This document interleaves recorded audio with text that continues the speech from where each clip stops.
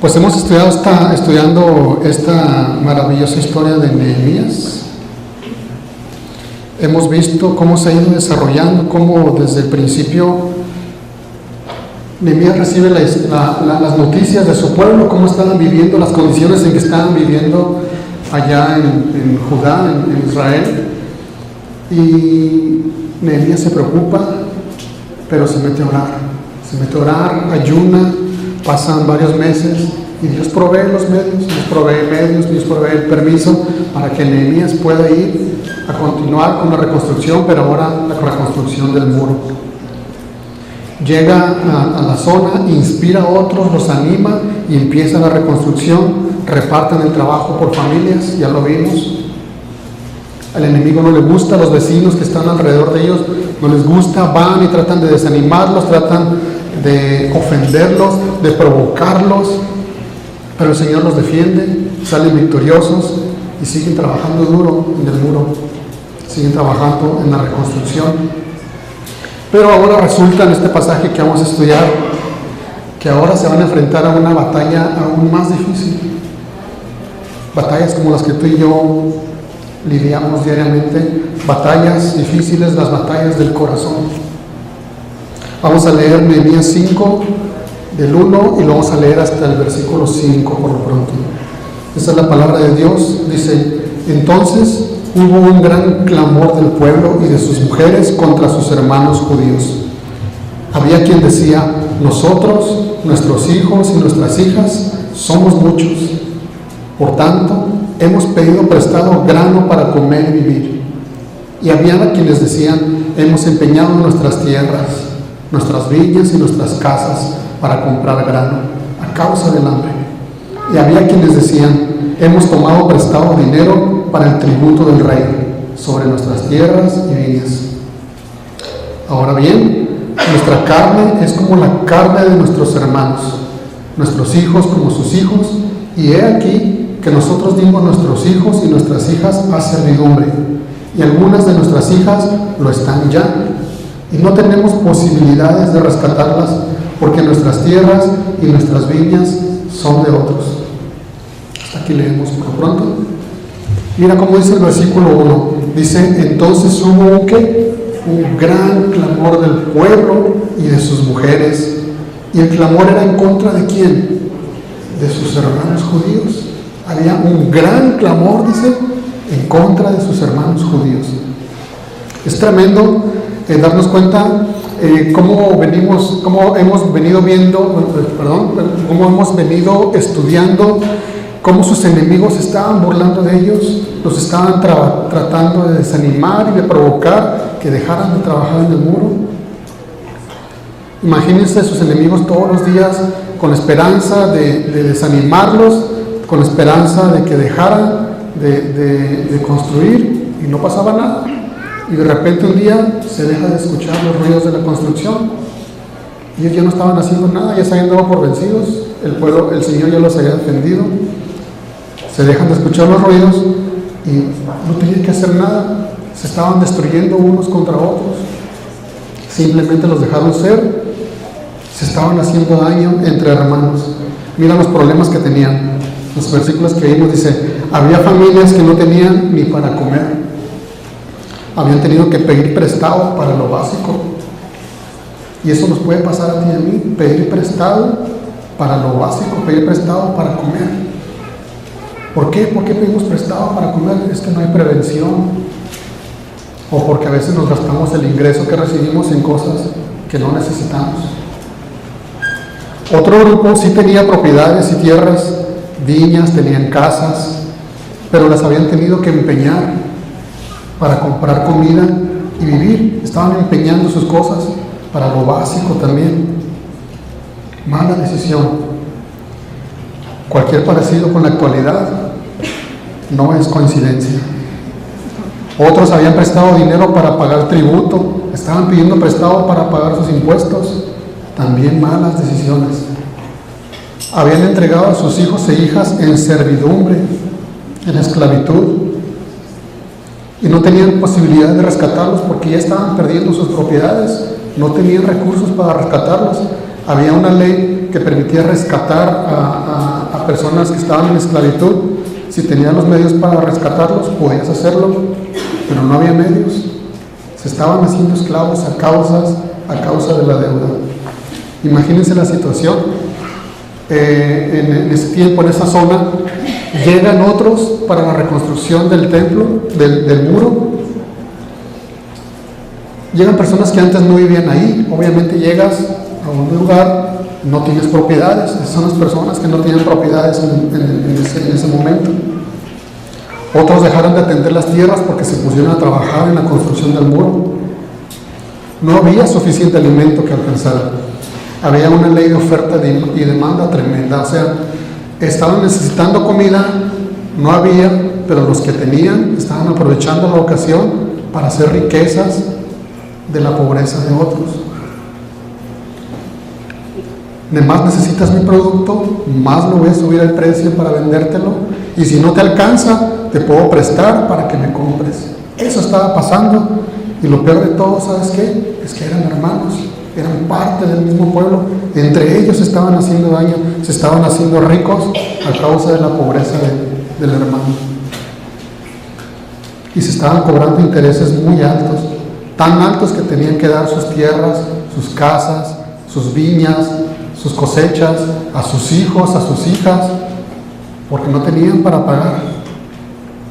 Vamos a ver qué hizo Nehemías cuando se entera de este tremendo problema, que se estaban vendiendo unos con otros.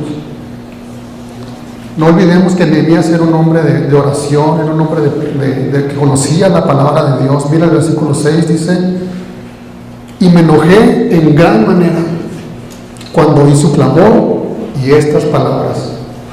Le llega la noticia a Nehemías de lo que estaba pasando en el pueblo, y dice que se enojó en gran manera. Eso nos ha pasado a nosotros. ¿Quién de aquí no se ha enojado? Y dice que se enojó en gran manera, es decir, estaba ardiendo en ira, estaba furioso, sumamente furioso. ¿Qué haces tú cuando te enojas? ¿Es pecado enojarse? Mira lo que hizo Nehemías en el versículo 7, dice: estaba furioso, entonces lo medité y reprendí a los nobles y a los oficiales y les dije: exigís interés cada uno a vuestros hermanos, y convoqué contra ellos una gran asamblea. Se paró la obra, todo el mundo dejó de trabajar porque Nehemías los convocó a una gran asamblea. El tema del enojo no es un asunto que le asusta al Señor. Tenemos escrituras como esta que estamos estudiando, en la que vemos que un hombre de Dios se enoja. Pero vamos a aprender cómo tenemos que reaccionar tú y yo, cómo reaccionó Nehemías, y podemos aprender algo. Dice Efesios 4, del 26 al 27: airaos, pero no pequéis, no se ponga el sol sobre vuestro enojo, ni deis lugar al diablo. O sea que si me enojo, soy susceptible a pecar, tengo grandes posibilidades de pecar. Y si me enojo y si pierdo el control sobre mi enojo, le estoy dando lugar al diablo. Es lo que dice Efesios. Entonces, es muy importante que analicemos cuáles son los motivos que nos están haciendo enojar. ¿Qué me hace enojar? Cuando nos lastiman el orgullo, cuando hablan mal de mí. Me hace enojar que un servidor público me haga esperar demasiado tiempo en la fila. O me enoja también que alguien se me meta en la fila. ¿Qué cosas me están haciendo enojar? Cuando me sacan de la comodidad, cuando estoy viendo la televisión y me interrumpen, me pongo iracundo. ¿Qué nos hace enojar? Dice una persona por ahí que lo que nos hace enojar y lo que nos hace reír habla de lo que hay en nuestro corazón. Tenemos que analizar qué cosas nos hacen enojar, qué cosas nos hacen reír, y no hablar mucho de lo que hay en nosotros. ¿Qué nos hace reír, hermanos? ¿Chistes de doble sentido? ¿La picardía mexicana? ¿Los albures? ¿Es eso lo que estamos buscando para reírnos? ¿Qué estamos buscando en YouTube? Pero ese es tema de otra predicación. Ahorita vamos a ver las cosas que nos hacen enojar. Vamos a ver lo que dice Santiago 1, del 19 al 20. ¿Qué haces cuando te enojas? ¿Te enciendes y reaccionas para defender tu honor? ¿O si te enojas, mucho, pero te tranquilizas, meditas en el asunto, piensa qué respuestas vas a dar. Mira, dice Santiago 1, 19, 20, por esto, mis amados hermanos, todo hombre sea pronto para oír, tardo para hablar, tardo para irarse, porque la ira del hombre no obra la justicia de Dios. El enojo en sí mismo no es pecado, no está mal enojarse, pero enójate, como dice Efesios, pero no peques. Y en Santiago dice, tienes que tardar en enojarte, sí, enójate, pero que sea tardado. Hay enojos que son justificados, hay enojos que está bien que nos hagan enfurecer, como a Nehemías, por ejemplo, que alguien abuse de una persona, como en este caso de Nehemías, estaba muy enojado, muy enfurecido porque estaban abusando entre hermanos de la situación de pobreza en la que estaban viviendo. También Samuel es un ejemplo de cómo se enojó, se enfureció cuando el rey Saúl estaba desobedeciendo el mandato del Señor. Dice el Salmo 7:11 que Dios es justo y Dios está airado contra el impío todos los días. Dios se molesta también, Dios es un Dios airado contra el impío todos los días. También está el caso del Señor Jesús, muy clarito. El Señor Jesús se enojó, se enfureció porque la casa que estaba dedicada para la oración la estaban usando para hacer negocios. No era el propósito para el que se había hecho. Hizo un látigo y los echó, volteó las mesas, los animales salieron volando del templo. El Señor Jesús se enojó. Entonces, si el enojo no está bajo nuestro control, si el enojo no es santo, el enojo nos puede llevar a pecar. El enojo no es pecado, pero si no lo controlas, te puede llevar a pecar. Si tenemos un problema de enojo, tenemos que arrepentirnos y pedir al Señor que nos ayude con esta situación. Y es una situación muy difícil porque probablemente con el enojo que hemos tenido, la pérdida de control cuando nos enojamos, hemos estado lastimando corazones. Tal vez hemos lastimado el corazón de nuestros hijos, o has lastimado el corazón de tu esposa, o has lastimado el corazón de tu esposo. ¿Qué hizo Nehemías? Ya lo vimos. Dice que Nehemías guardó silencio, meditó la respuesta que iba a dar. Probablemente consultó la palabra de Dios. Es decir, Nehemías se gobernó a sí mismo cuando estaba enojado. No habló inmediatamente. A veces sí es tiempo de hablar, es tiempo de arreglar el asunto. Te enojas, hay que arreglar el asunto, pero probablemente si estás perdiendo el control, sea tiempo de callar. Si sabes que vas a dar una mala respuesta, si te estás enfureciendo y sabes que vas a lastimar, muy probablemente sea tiempo de callar, de meditar. Y tú que conoces la palabra de Dios, checa qué dice la palabra de Dios con respecto al asunto que te está haciendo enojar. Dice Job 13:5, ojalá callaras por completo, porque esto es sabiduría. A veces callar es sabiduría. Dios estaba formando un pueblo y tenían que ser diferentes de todos los demás pueblos de la tierra. Nehemías sabía esto, entonces su enojo estaba justificado, porque él sabía muy bien lo que decía la ley acerca de préstamo entre hermanos. Entre otros pasajes dice Deuteronomio 23, 19 al 20, si en casa lo puedes buscar. Éxodo 22, 25 al 27 dice que no podían hacer riquezas con la pobreza de sus hermanos. ¿Ves a un hermano pobre? No puedes hacer riquezas prestándole, cobrándole intereses altísimos o quitándole sus propiedades. Eso era la ley, estaba bien claro, Nehemías lo sabía y eso lo había hecho enfurecer. Si le prestas a tu hermano, no le cobres intereses, está bien claro en la palabra de Dios. No abuses de su necesidad. Ahora, esto no nos da licencia para pedir prestado y no pagar. Pides prestado, tienes que pagar. Pides prestado un carro, regrésalo con más gasolina del que te prestaron. Y si se puede, lávalo. Tenemos que bendecir a nuestro hermano, así como bendijeron tu vida prestándote el carro, tú bendices su vida rezándole más combustible o lavándolo. Cuestiones prácticas. El pueblo tenía las batallas más difíciles, las del corazón. Porque a veces esas batallas difíciles por las que estamos luchando todos los días, los demás no las ven. A veces ustedes no ven mis batallas y se puede tornar difícil porque si tú no ves con qué estoy batallando, yo puedo ocultarlo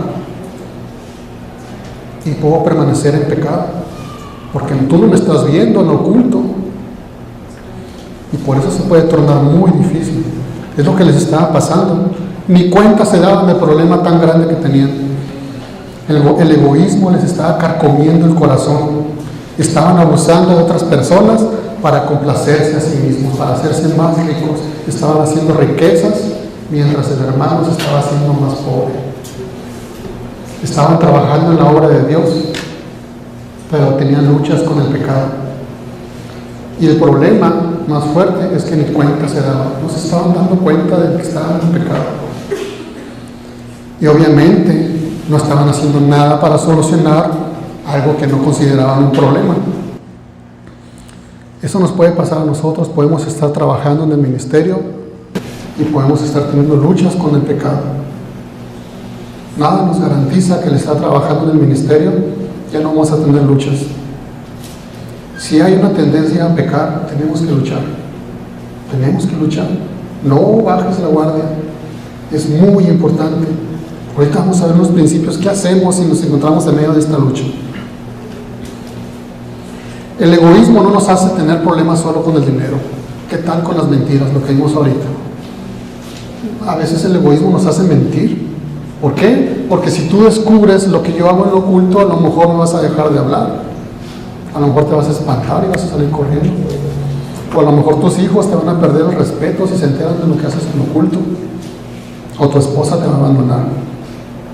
Otras cosas como el engaño, estar engañando para obtener beneficios egoístas. El egoísmo no nos permite ver las necesidades de los demás. Estamos enfocados en nosotros mismos. Hay ausencia de amor, ausencia de empatía. Nos hace ser insensibles, implacables, intolerantes. Todo por el egoísmo. Todo porque primero soy yo y después yo y por último yo. Tenemos todo el potencial para ser unos monstruos. Todo el potencial. Podemos ser tan monstruosos. Al menos yo sí. El pueblo de Israel tenía grandes problemas a causa de ganancias deshonestas. Estaban usando una situación de hambre para hacerse más ricos. Entonces, ¿son malas las riquezas? Claro que no. Dios no tiene problemas de dinero.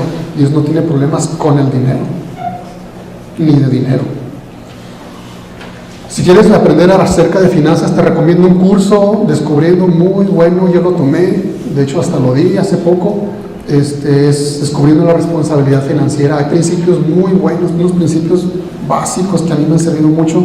Te lo recomiendo cuando lo veas publicado, cuando veas el anuncio, Descubriendo la responsabilidad financiera, para que ahondes en este tema de las finanzas. Te lo recomiendo. Te voy a compartir unos puntos que a mí me han servido tanto.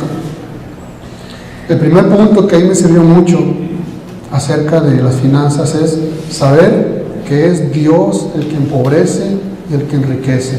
Primera de Samuel 2:7. Por más que te afanes en enriquecerte, si no es la voluntad de Dios, no va a pasar. Entonces, tenemos que decirle a Dios que nos muestre cuál es su voluntad con respecto a nuestras finanzas. Dios quiere enriquecerme. Y si es un no, no te endeudes, no tomes deudas innecesarias. No te afanes con cosas que no te corresponden. Todo tiene que fluir solito. Solito tiene que fluir como el agua. Se va a dar, si es la voluntad de Dios, se va a dar. Y hay que trabajar duro, aunque no te toquen riquezas, pero sigue trabajando duro. Si te tocan riquezas, es la voluntad de Dios. Qué bien, gracias a Dios. Otro punto que a mí me ha servido mucho es: todo le pertenece a Dios. Yo soy dueño de nada. Nada es mío. Salmo 24:1. Nada es de nosotros. Nosotros solamente somos administradores. Si te tocan riquezas o no te tocan riquezas en este mundo, eres nada más administrador. Tienes que hacer que fluya como el agua. Dios es generoso, es otro principio. Dios es generoso y enseña a su pueblo a ser generoso. Proverbios 14:31 y el 11:25, no pongas tu esperanza en el dinero, no las retengas para hacer ganancias deshonestas, para afectar a otros. Tenemos que ser generosos con el necesitado. Aquí tenemos una costumbre cada mes de recoger una ofrenda de benevolencia, y es para ayudar al que no puede pagar un servicio, que se quedó sin trabajo. Tenemos que ser generosos, que no nos pase lo que les estaba pasando en este pasaje. No podemos tomar deudas para lo básico. Por ejemplo, el uso de la tarjeta de crédito es un tema espinosillo, pero es necesario tomarlo. Estamos hablando de finanzas. No podemos usar la tarjeta de crédito para comprar comida. O sea, es lo básico. O usar la tarjeta de crédito para pagar la renta. Usar la tarjeta de crédito para retirar dinero en efectivo. O empeñar nuestras pertenencias, las pertenencias que te ha dado el Señor. Es mala decisión, es falta de sabiduría. Si no sabes usar la tarjeta de crédito, destrúyela. Agarra unas tijeras en tu casa, destrúyela. Si no la sabes usar, hay que tener la mente muy fría y saber cómo usarla, porque hay manera de usarla con inteligencia.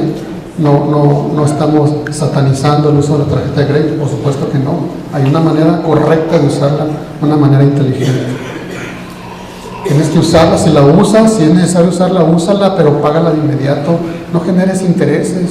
No necesitas pagar dinero de más. Es correcto usarla y pagarla antes de que te genere intereses, y eso te va a generar un historial crediticio que te va a hacer ver bien, y hasta te van a ampliar tus líneas de crédito. Luego te van a estar molestando de que si quieres una tarjeta, quieres otra tarjeta, y te van a dar el banco porque están viendo que tienes un buen comportamiento crediticio y se te va a ampliar tu línea de crédito. Si pues tienes la capacidad, si tienes la frialdad en la mente para hacer ese tipo de cosas, está bien. Hipotecar una propiedad, si no es necesario, no lo hagas. Pero si necesitas hipotecarla para empoderar tu empresa, para hacer fuerte tu empresa económicamente, está bien. Vas a generar más recursos, vas a pagar tu deuda, vas a generar más fuentes de empleo, está perfecto. Recuperas tu propiedad, pero tienes que tener mucha sabiduría para las finanzas. Tienes que tener la cabeza muy, muy fría y tener muy claro para qué lo estás haciendo.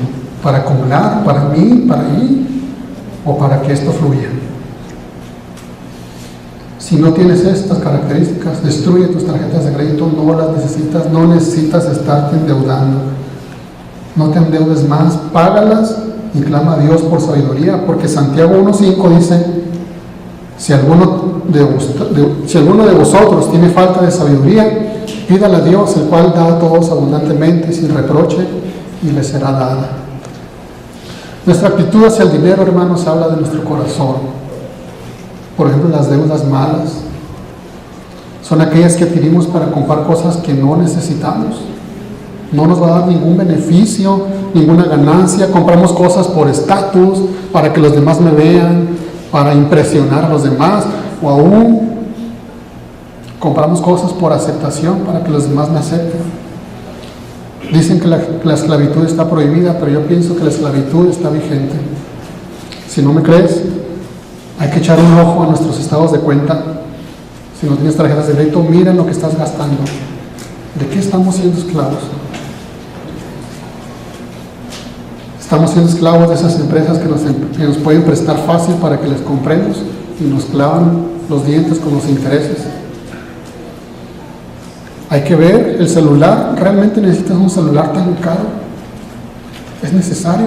El closet lo tenemos cosas lleno de cosas que no necesitamos. Son deudas malas. No necesitamos estarnos endeudando en cosas que no necesitamos. Entonces, ¿qué tanto me puedo endeudar? Hay deudas buenas, hay deudas inteligentes, claro. Son aquellas que son para adquirir algo realmente útil. Si necesitas adquirir una deuda, tiene que ser con inteligencia. Te vas a endeudar por algo que te va a traer un beneficio, que te va a generar más ingresos. Por ejemplo, no te vas a comprar un carro que te piden 4,000 pesos a la quincena cuando ganas 5,000. no te va a alcanzar para nada, vas a pagar el carro y te vas a quedar sin comer. Si no sabes cómo ahorrar, por ejemplo, tenemos el ejemplo de la hormiga. Dice el libro de Proverbios que veamos a la hormiga cómo se prevé, se alista para el verano, para el invierno, guarda. Así tenemos que cuidar nuestras finanzas aún para el futuro. Si no sabes cómo hacer estas cuestiones, pregúntale a un experto. Hay gente que sabe cómo manejar sus finanzas. El Señor no prohíbe la diligencia. Pero no pongamos nuestra esperanza en el dinero. El dinero se acaba, se puede acabar en cualquier momento, podemos quedarnos sin trabajo. Mira lo que dice Proverbios 11:25. El alma generosa será prosperada. El que saciare, él también será saciado.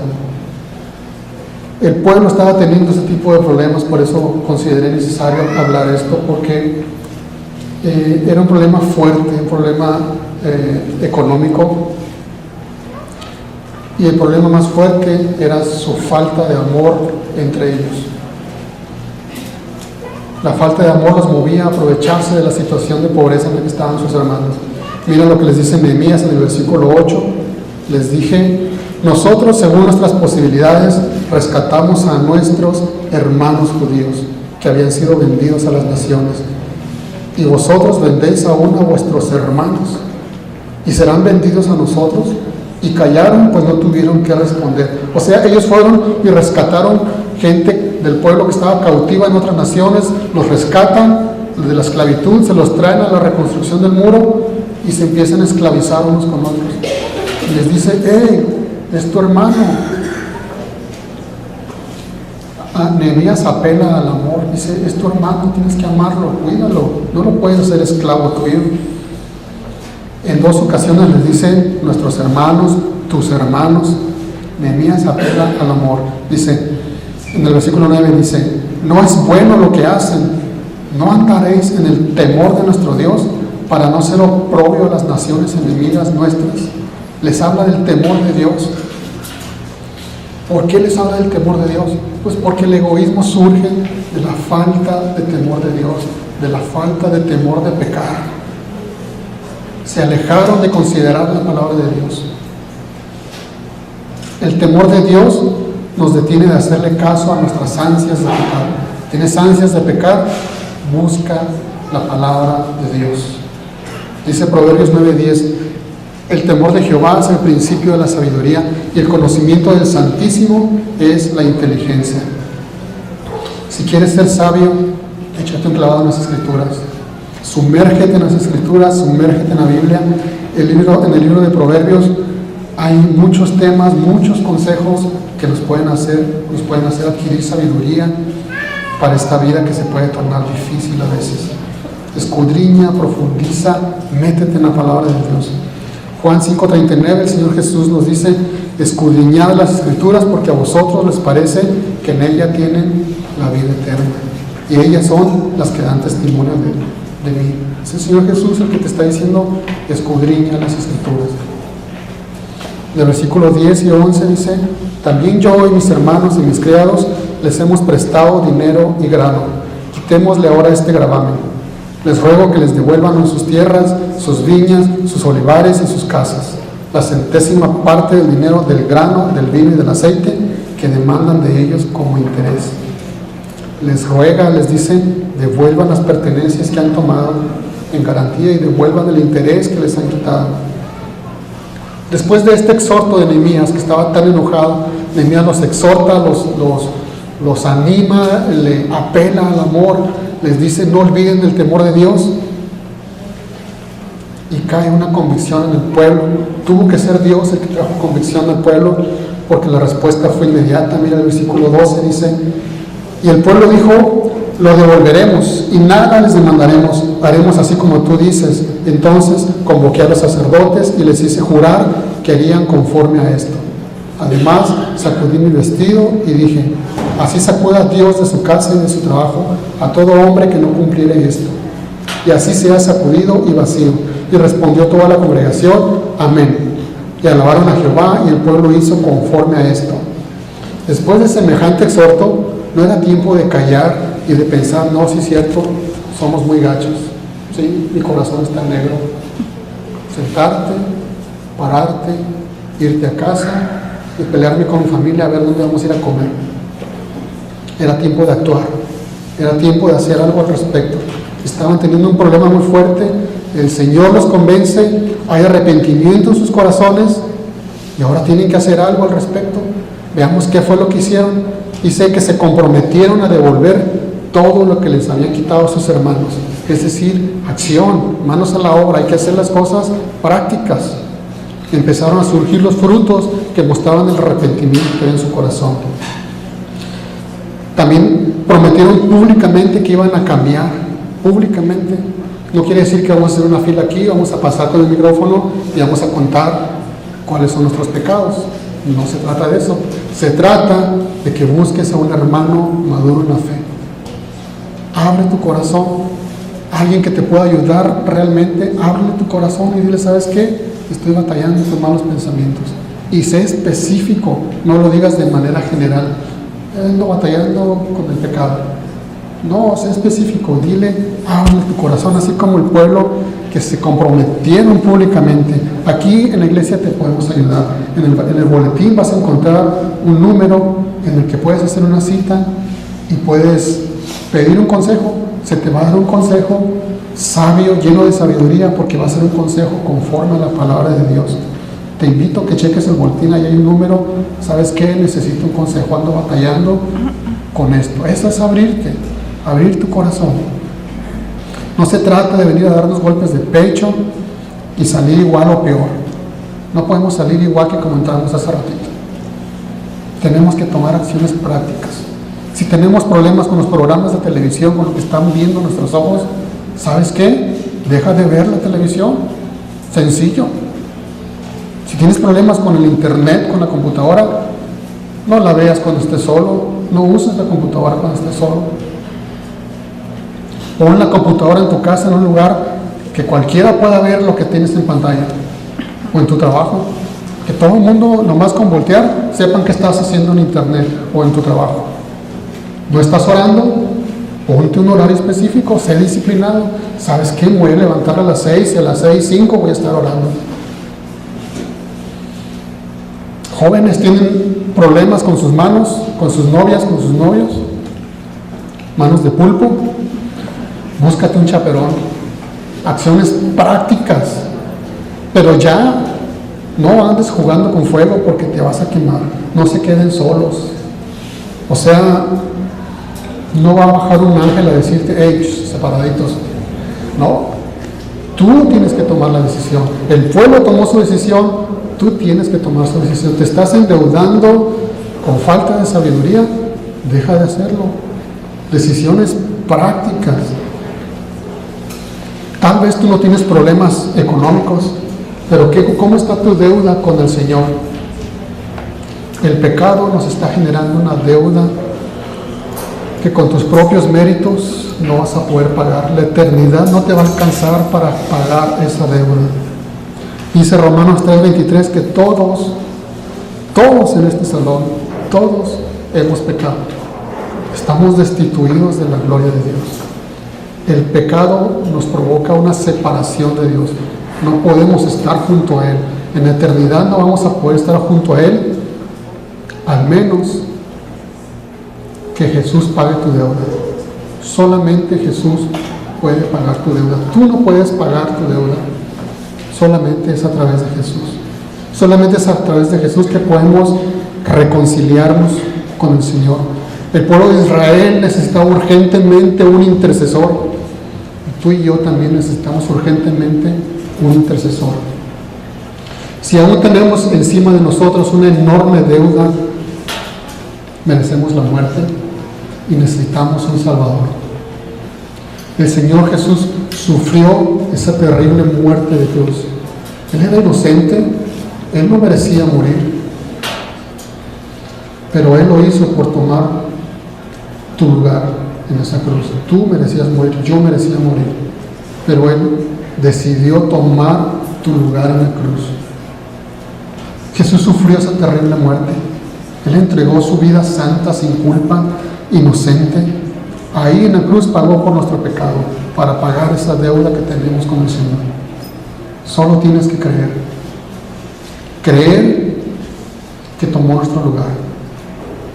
Reconocerle como nuestro único y suficiente Salvador. Tenemos que hacerle Señor de nuestra vida, Señor de cada decisión que estamos tomando diariamente. De cada pensamiento tiene que ser Jesús el Señor. De cada acción. Antes éramos como vagabundos, errantes, sucios, sin propósito, no sabíamos ni a dónde íbamos. Éramos despreciados de la sociedad y con una enorme deuda impagable para nosotros, así como el pueblo de Israel. Pero una mañana llega el Señor, nos toma de la mano, nos levanta y nos dice: ahora tú eres mío, yo te lavo, yo te limpio y te voy a llevar a mi casa y ahora eres parte de mi familia y voy a pagar tu deuda y te voy a dar una herencia. Eso éramos nosotros. Entonces, ¿qué quiere el Señor de nosotros? Hechos 17:30 dice: pero Dios, habiendo pasado por alto los tiempos de esta ignorancia, ahora manda a todos los hombres en todo lugar que se arrepientan. Es lo que el Señor quiere, que nos arrepintamos. ¿Qué esperas para pedirle al Señor que te ayude con tu deuda? ¿Les parece bien si oramos? Si gustas ponerte de pie.